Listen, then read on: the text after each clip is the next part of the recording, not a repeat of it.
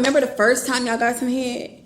Okay, I know you're probably sitting there like, why is sis starting this video like this? What's she on? But stay with me, girl, okay? Because after reading these books I'm diving into today, I really started thinking, like, if I can go back in time and experience my first time receiving good head, baby, I absolutely would. And not because I've had bad head since. That's not the point here. The point is the first time feeling of being pleased and having the focus being solely on you. Like that mix of nerves and excitement. The way your body's kind of on edge, but in a good way. The way you're laying there trying to act all calm and shit and composed. But inside, you're like, oh, snap, this is really happening. Oh, my goodness. That's what these two books tapped into for me. That rediscovery, that feeling that let me take my time with you energy. That feeling of being centered and steady. That feeling of being handled with care instead of being rushed. Because every girl deserves to be devoured and treated like the main course.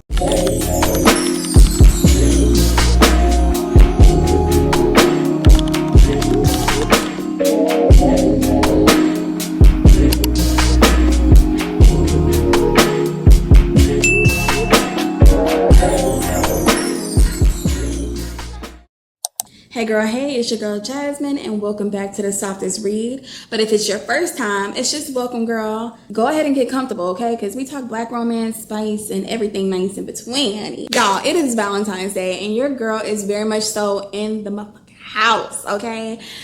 We're not even gonna get into the details on why. Just know your girl is indoors. And yes, I did get all dressed cute to sit in the house on this couch because I gotta feel good and date myself. I gotta do this for me. I gotta put me first. I gotta put me first. And I gotta love me. So yes, I'm smelling good or whatever, you know, looking good for my damn self. Anywho, y'all, I have literally been in my Valentine's Day short story bag all week long, y'all. I've been reading so many good stories. And if y'all follow me on TikTok, then y'all know I have been reading some really good stories, okay? And if y'all are not following me on TikTok, go ahead and follow me right now. Here's my tag. Go ahead and follow me. But to close out this Lover's Day properly, y'all, I have two more short stories I want to read by two new to me authors, y'all. And I'm so freaking excited. The first one that's up is called, can y'all see it without the glare? First up is V-Day, a Valentine's Day erotic short by Roxanne Taylor. Now, this story is a 60-page wide true story about a black woman who books herself a luxury escort experience and ends up exploring her fantasies with not one, but two men. Y'all, I am like so excited for this, okay? Like, I feel like why choose books are my thing. Anyway, y'all, I am so freaking excited because it's about to be an hour of me rubbing my feet together and letting somebody's fictional son stress me out, but in a good way. Let me stop. Why am I acting up like this? Let me stop acting up. Okay, and then the second story I'm going to put on the screen because I haven't downloaded it yet on my Kindle, but the second story is called A Valentine's Day Quest by Bailey West, and that one's 62 pages as well. And y'all, it's about a woman whose boyfriend claims that he can't make it back home in time for Valentine's Day, so she would have to spend Valentine's Day by herself. And so he's actually tricking her. He's going to be sending her on this elaborate romantic quest that's supposed to end in the ultimate surprise. And I feel like it might end in like him maybe proposing. I don't know. I'm just assuming. But y'all, I'm about to see if that man redeems himself or not, because imagine being told that like you can't spend the holiday with your man and then next thing you know he's like sending you on this quest. Like, what you got up your sleeve? What are you doing? Where are you sending me? So I'm really excited about reading this, y'all. I don't know if there's any spice in the story. From what I have read about the reviews on Amazon is that it's giving real lovey-dovey, so I'm happy for that balance. I have one story that's spicy as hell, erotic fiction, and then I have this other story that gives a real romance love story. So a healthy balance. I have no idea which direction this is about to go, but we're about to find out together, y'all. So cozy up because I'm reading, I'm reacting, and I'm reporting in real time, honey. And yes, you're coming along the ride with me, girl. So let's go. Let me fix my drink because you know I gotta start with a drink and then make some popcorn before we get into some things.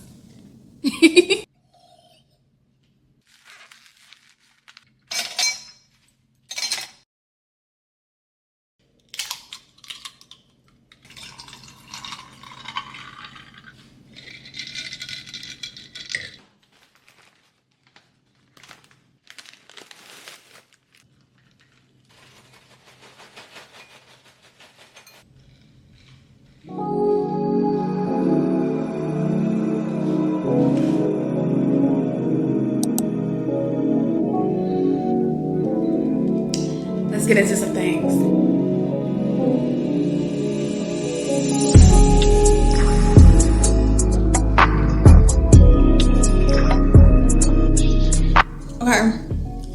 already, y'all. Already. So I just turned the page, and you know how authors have dedications in their books? So she dedicated this book to the late bloomers, former good girls, and anyone who's just now choosing themselves. Don't worry, your time is coming. It's never too late to get turned out. Okay, so what are we getting into? What are we getting into? What you mean turned out?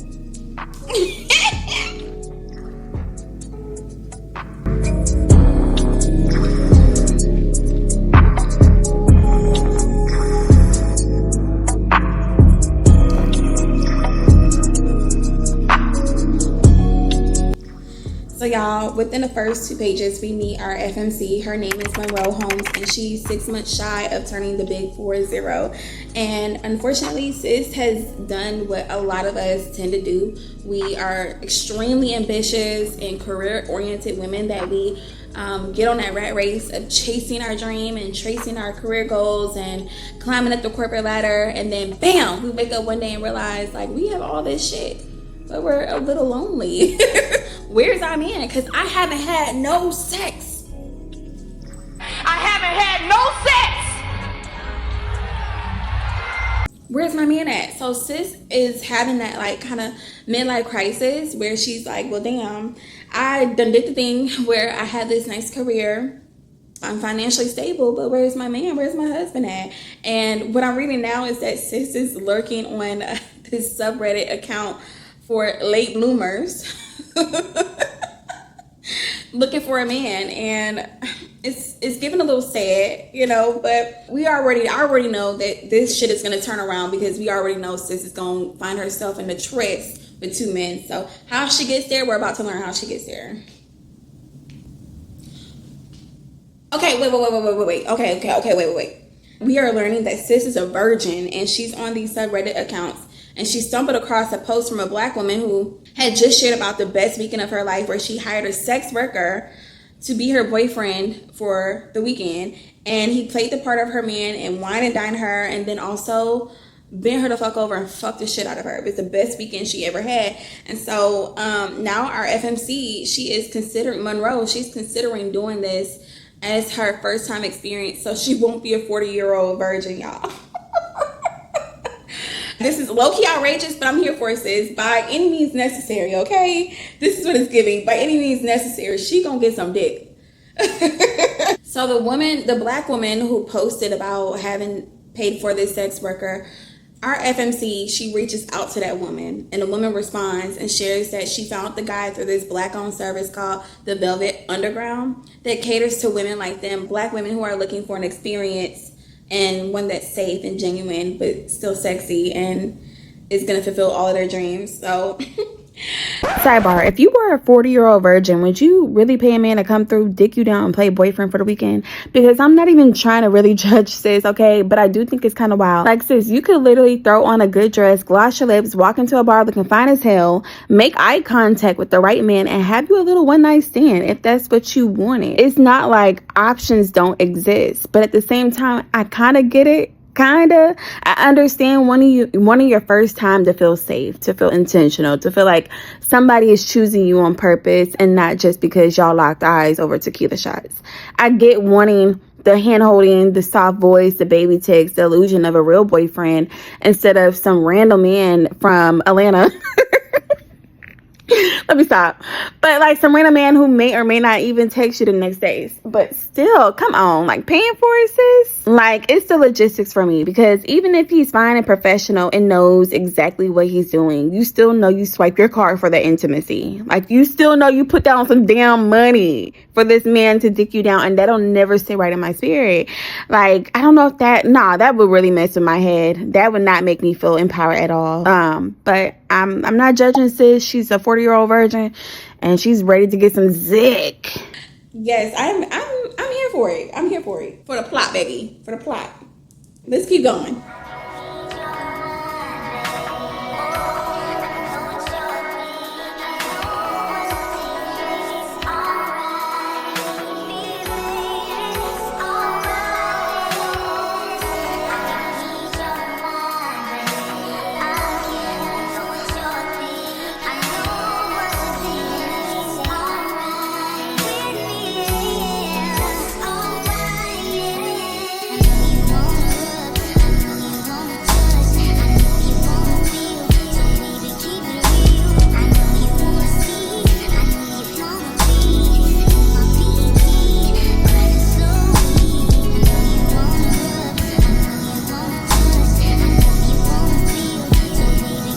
So y'all, we are at the part where things are about to get freaky deaky.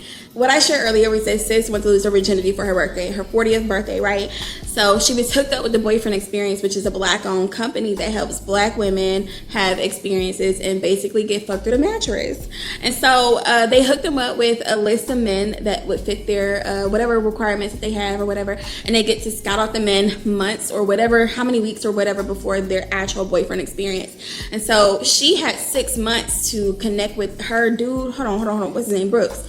I almost forgot his name. His name is Brooks. And so she had spent the last 6 months leading up to her birthday weekend chopping it up with Brooks, right? And so they hit it off real nice. So on their first night in Florida at the resort, at the Boyfriend Experience Resort, they have a great dinner, okay? And they're now back at her suite and things are about to get motherfucking spicy. So she tells him that she wants to go a little slow because like she feels like everything is happening too fast, because like she's feeling things that she's never felt before. Of course, she's a 40-year-old virgin, so everything's new to her. She's never been kissed before, and she mentions that to Brooks. And Brooks is like, no rush, baby girl, while also grabbing her chin and pulling her closer to him, and he kisses her. And then he trails from her lips down her chin to her neck, and she's feeling things she never felt before, like that throbbing on her clit. So Brooks is like, how do you feel about a little sample? And she's like, well, I feel very good about that. And she says this apprehensively. He lifts her up and gently lays her down on the bed, eases her panties down, and eats her for dear life.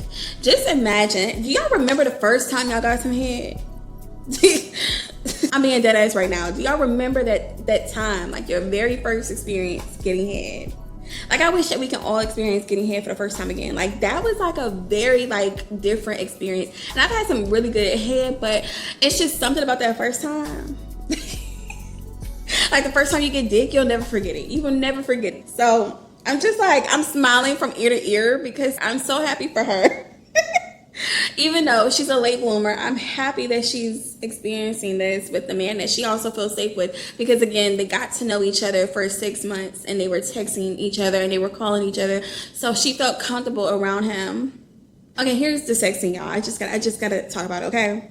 So she says, Brooks, I whimper as my fingers threaded into his locks. I had touched myself plenty of times, but this was next level. I was so tempted to say to hell with moving slow and let him take me to Pound Town tonight.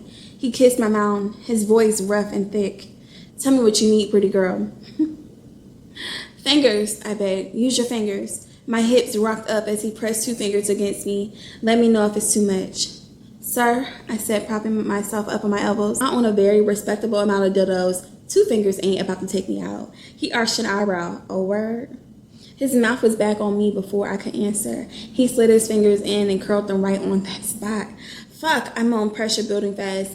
I'm not gonna read this, y'all. Like, this is I'm about to be moaning on the internet, okay? So after he finished eating her out and fingering her at the same time, he comes up and he kisses her so she could taste her juices on his lips. And she's super turned on. He tells her that was just a sample. Oh, Lord.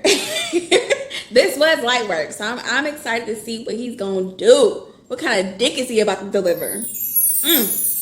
Scared to say too much. Scared to not say enough. Lost you at one more time, worse. The way you is seems to enough. I suppose you really Oh.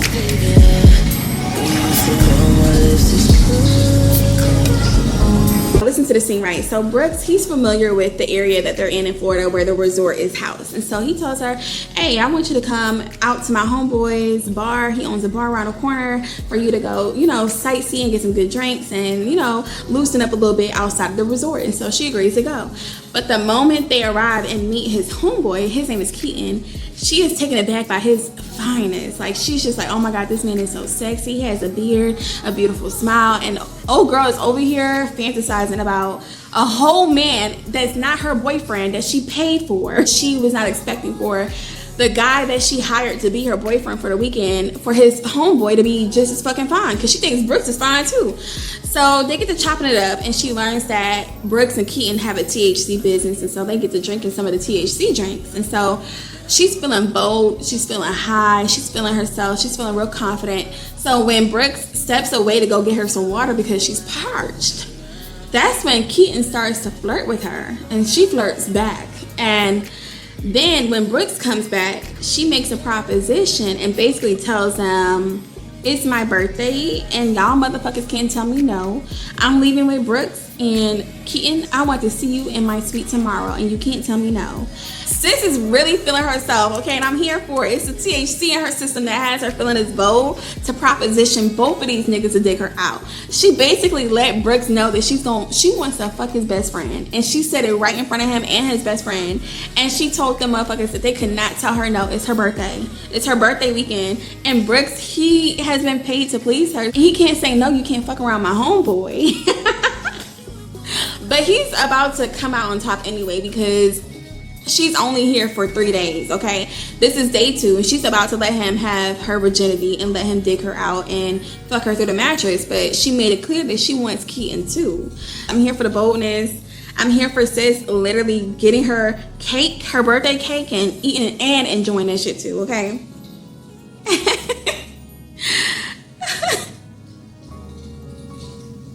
So y'all, I'm gonna just go ahead and finish out this story. I have 30 more minutes, and then I'm gonna share my thoughts and my rating, and then I'm gonna move on to the second book of the day.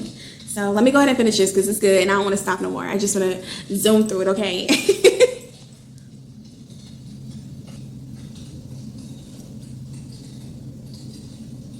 Okay, y'all, so I finished V-Day, and listen, sis went to that boyfriend experience resort for a cute little weekend and left with 2 men agreeing to date her long distance. That is literally insane in the best way possible, y'all. So the story ends with her getting her back blown out by 2 of the best friends. Okay, she's been exploring all her inhibitions and then had the audacity to say at the end, so y'all want to keep this going or what? Sis actually thought that the guys would be upset with her because, you know, she thought that they would think, oh, this is a short time, a fun time, not a long time. And also Brooks had confessed that he had feelings for her. But what was surprising was that both he and his friend Keaton didn't want the situation between them to end either. They're officially a throuple. I really enjoyed this story because I love seeing women stepping out of their comfort zone, trying new things, and having their way while at it. Like, sis really left the resort with 2 boyfriends. Like, I can't get over that. And that's why I have given this read 4.5 out of 5 stars, y'all. It's so freaking good. It literally delivered exactly what it promised. It was spicy, it was confident, and it was a very sexy Valentine's Day short read. Highly recommend that you get into it too. Now let's dive into A Quest for Love. Y'all, this story is, like I said, 62 pages, and it's about an hour and 20 minutes. There's 11 chapters. I think I'm just gonna read the first 2 chapters, have a little gap, and then I'm gonna do the next 6 chapters after that. 1, 2, 3, 4, 5. I'm gonna do the next 5 chapters after that, and then have a little gap, and then finish it out until I'm done, and then gap again. So let's get into it.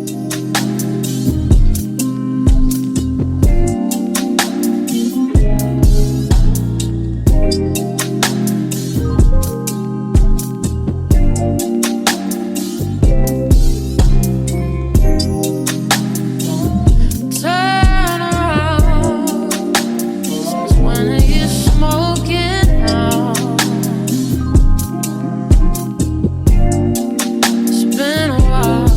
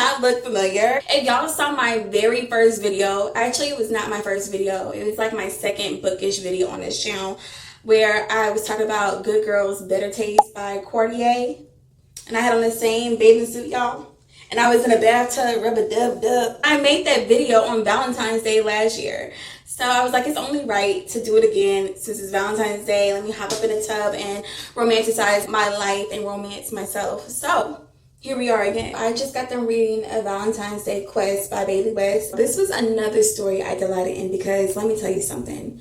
Intentional men deserve all the coochie in the world, okay? And that guac 3000.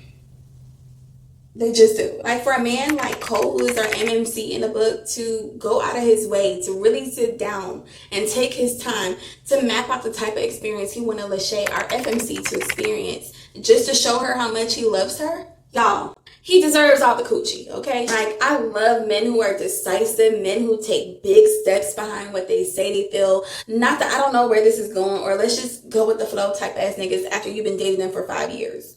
Absolutely not.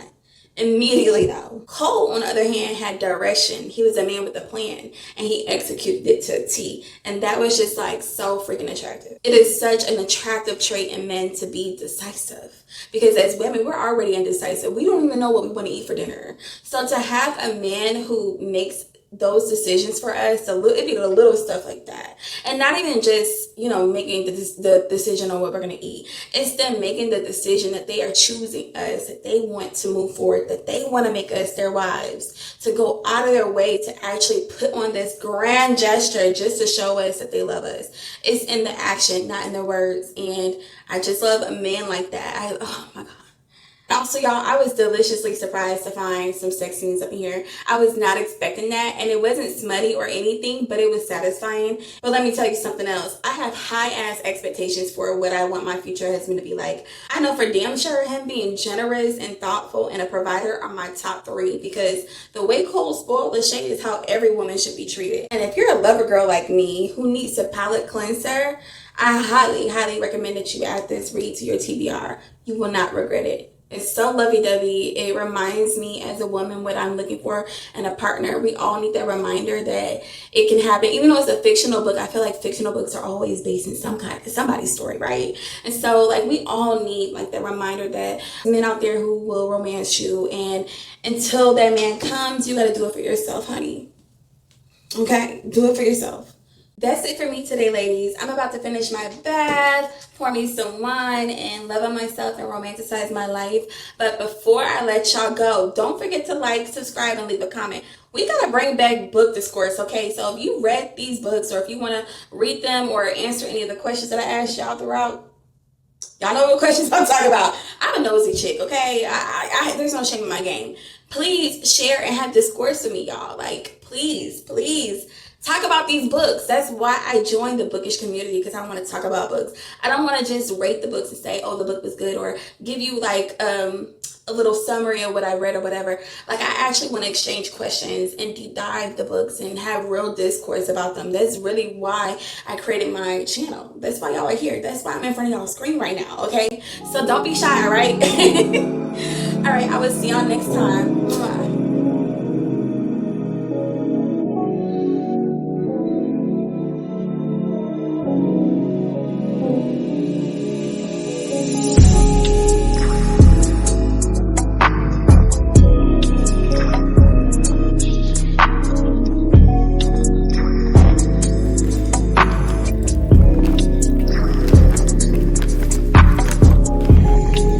I didn't get no real footage, but our time was had.